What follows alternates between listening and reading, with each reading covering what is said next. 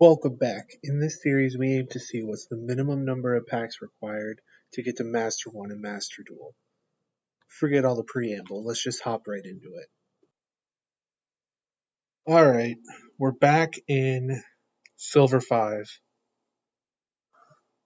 I decided to take a break from doing solo mode to try and get back where I was before, and honestly, it didn't take very long. I ran into some pretty interesting decks along the way, but oops, the ability to update jammer access code just kind of makes this deck extremely unfair. Like,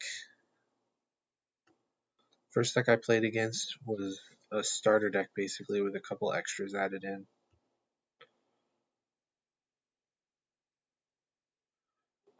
Once again, another just starter deck basically.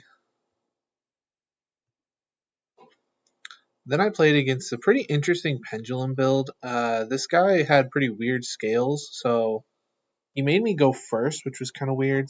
I guess going second pendulum does kind of make sense if you're playing stuff that can OTK, which I guess you do play, like, what is this, Dark Rebellion? So this card can deal a ton of damage. And I was really hoping that they would Destrudo and then I could negate it with the counter trap and basically just let them go, minus 4,000 life for nothing. Fortunately, they did not fall for that, but I drew Book of Moon, I drew the Rage, and I sent the Roar off of Gazelle. Plus, I believe I had a Chalice, and then I also had the whole setup of having Sunlight Wolf on field, so he didn't stand a chance. And then this person was playing, I guess, Harpies. I don't remember. I think I went second. They passed turn without doing anything, so their hand must have been awful. And then I just killed him. Update access code. You know how it is. And this person made me go first as a blind second Mech Knight deck. And I let them get Indigo Eclipse, but then I popped it and the card they set to summon Indigo Eclipse. And I just kept popping stuff. And I think they were finally able to stick a yellow star, but I Book of Mooned it and they had to pass. So, feeling pretty good. That was the match that ranked us up into silver. So I'm feeling pretty good about that. And I think I'm going to take a break from ranked and do some more solo mode. In fact, we might have some more crafting materials available. I have 12 rewards I can claim from the dual pass. So let's go ahead and take a look. I think we might have enough crafting materials to look at crafting. Yeah, 39 SR, 39 R, and 112 normal. I don't know if there's anything I really care all that much about crafting at the SR slot. I'll definitely take a look and see if anything jumps out at me. So I think the card I'm looking at right now that will probably give us an immediate upgrade is probably Twin Twister. So let's go ahead and craft that real quick. I'm really hoping one of these is a royal at some point. I'm thinking that that's going to be probably all I'm going to look to do for now. I don't know if there's any normals or rares that I really care about crafting right now. The deck is just sort of almost full power at this point. Really, all I'm missing is a few like high rarity extra deck guys. Most of what I want now is ultra rare. Like I want 3 Ash Blossom. I want the some of the extra deck stuff that I'm missing, like Unicorn. Oh, I'm only showing SRs. Like I would love to get my hands on a Nightmare Unicorn, but it's ultra rare, unfortunately. So I'm gonna keep playing, continue to grind some resources, and let you guys know where I'm at after all that's done. Alright, I'm back. So I had a gift in my gift box of 530 gems. No clue where this came from. But I can't receive it. And the reason being is that Konami or whoever developed this app limits you to 10,000 free gems at a time. So we're just going to spend a bunch of gems. Ready? I've been thinking long and hard about picking up some of these structure decks. I think it's time to just pull the trigger on some of these. These are decks that very easily I could play, some of these anyway. I think that the one that I think gets as closest to like a full like playable deck is probably Cyber Dragon, as this features Core, Naxter, it features the vanilla Cyber Dragon, features Hertz. It also has fusion deployment. That's cool. It has Cyber Emergency. It has the Cyber Repair Plant, the Cybernetic Overflow, and then a bunch of the Cyber Dragon extra deck stuff. None of the removal ones are the ones that sort of enable OTKs, but that's still fine. Sorry about that abrupt stop, but my wife got home. But I went ahead and I bought 3 copies of this structure deck just so I could pick up this gift because I know it's going to expire at some point. So I'm going to hold on to that and possibly might pick up more depending on how many more gems I end up with. Two more URs. You know what that means, baby. That's right.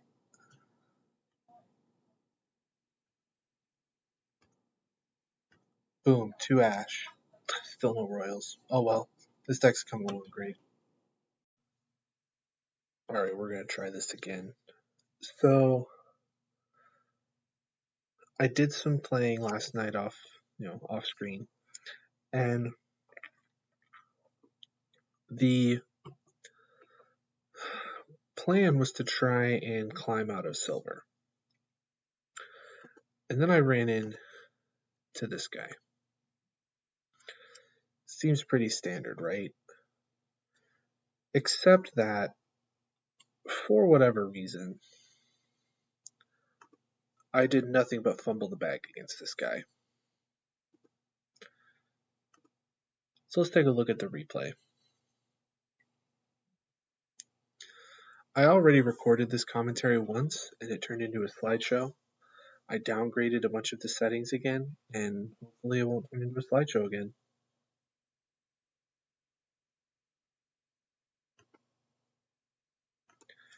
It's telling me the encoding's overloaded again, so we'll see if this works. This hand's pretty alright. I'm feeling pretty good about having 2 ways to get to Gazelle. So let's sort of speed through this. I get ashed. Ends up not really mattering because I have the circle. If I really need to, I can go for the will. So I normal it. I get max seed. That doesn't feel very good. So I decide foolishly that I should just play into the maxi because I want to end on some interaction. So I just keep going, eventually hoping to end on Sunlight Wolf, Set Rage, maxi in hand. Trying to give him a minimum number of draws while also at least sending out a little bit of interaction. And then at this point, he draws for turn, and then he just immediately goes to the battle phase, which I kind of spoiled it there for a second, but sort of fills me with dread. I decide that I want to try and preserve some of my resources, so I go super neg just to avoid banishing everything face down. And it's at this point I realize what I'm playing against, and I don't think I have much game against this deck, so I'm thinking about scooping, but I figured I'd at least let him go. But he didn't seem to want to play under max D, so he just ends on a window, and that's it. But bear in mind that given what I have available to me, I can't actually play under window. Every play to out this window requires summoning at least twice, so I'm kind of bummed. And then I draw for turn. That is the perfect draw to deal with the situation I find myself in. So let's just see how I play this turn out. Go for the Gazelle, obviously. Gazelle on its own pretty much does everything. And thankfully he whiffs this Havness. So it ends up being a situation where I can kind of claw my way out of it. Now here's where things kind of go south. As I activate this effect, I lock myself into fire effects. And I didn't realize this at the time. So as you see the rest of this, understand that I am working under the assumption that I will be able to activate non-fire effects. So I just start kind of linking off, trying to out the board, decide to just, go all in. I think through some of these plays, it may not be obvious in hindsight, but I had a plan and I thought it out. But in thinking through my plays, I wasted a ton of time. And it is at this point that things start to diverge. As I link away for this transcode talker, I realize the update jammer effect didn't trigger. And then when I try to activate the transcode talker effect, it won't let me. So I just go battle phase,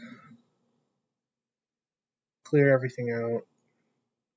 Disheveled and annoyed, I pass turn. It's at this point things get a little weird. As I have no interaction, I'm expecting that my opponent is going to just go ham. And they do. They go pretty hard.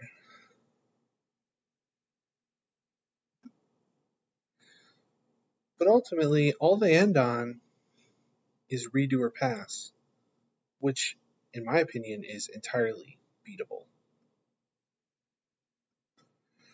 So it rolls around to my turn, and I draw Econ, which kind of cleans up if I'm being honest. And of course, I'm under Maxi again.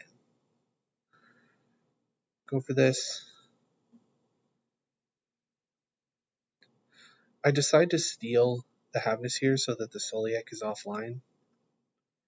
Hopefully open me up for plays. I do mill the Roar, which helps a lot. Problem here is that once I get to about this point, I realize that I am running out of time. I think as all of this plays out, I summon the access code and I have something like 27 seconds left.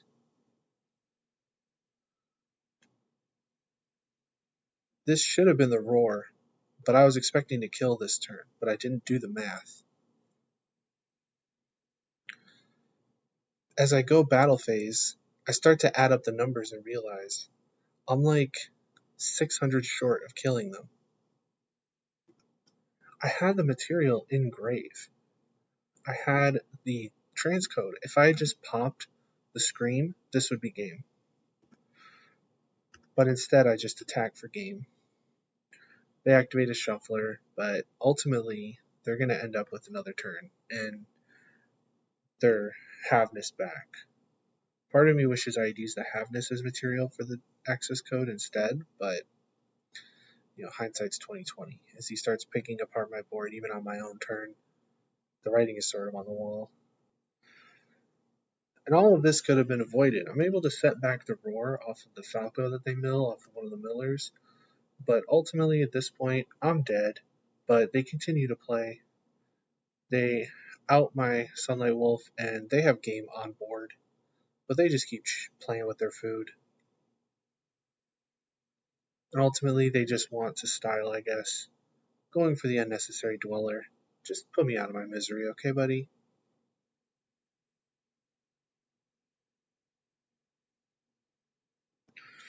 And after all of that, only 2 games into the session, I gave up. I no longer wanted to play this game. So I went to bed. I guess the lesson to be learned from all of this is just to be better about sequencing and thinking through things, but not taking too long to think through things. It's difficult sometimes to get in the mindset of having a very strict timer in this game, where if you use up too much of your time, you could end up losing for absolutely no reason other than you took too long. Alright, I'm at my wit's end. Look at this. I play against another tier limit player, this time playing the Naturius stuff. And I go first, but I still can't deal with this deck. Like, it just plows through my interaction. And then I play against this garbage. Just IKEA Labyrinth nonsense. I desperately need more ways to mass clear a field. I think my best option is going to be evenly because it's an SR, and SRs are probably going to be the easiest thing to craft for me in terms of the materials that I still have access to getting. But man, it feels debilitating. I was able to beat Dragon Link or whatever this is, Pure Rockets, I don't know. I was able to claw my way up out of that. It was a pretty decisive victory. And this like Sprite Bestial deck, I was able to just completely overwhelm them, outgrind them over a few turns. That felt really good.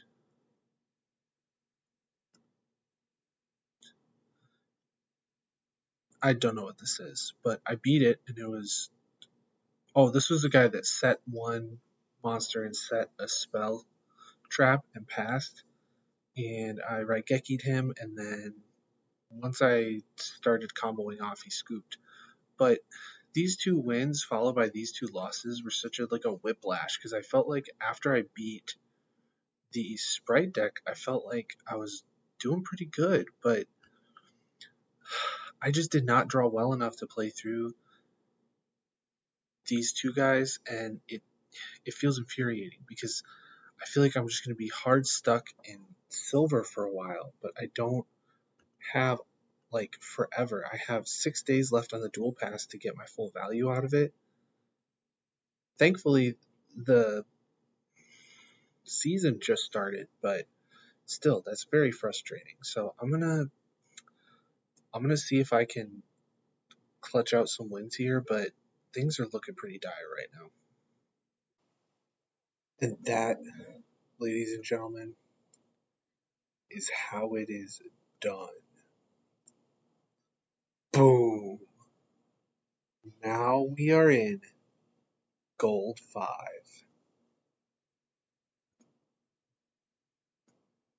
Look at him go. He deserves to dance.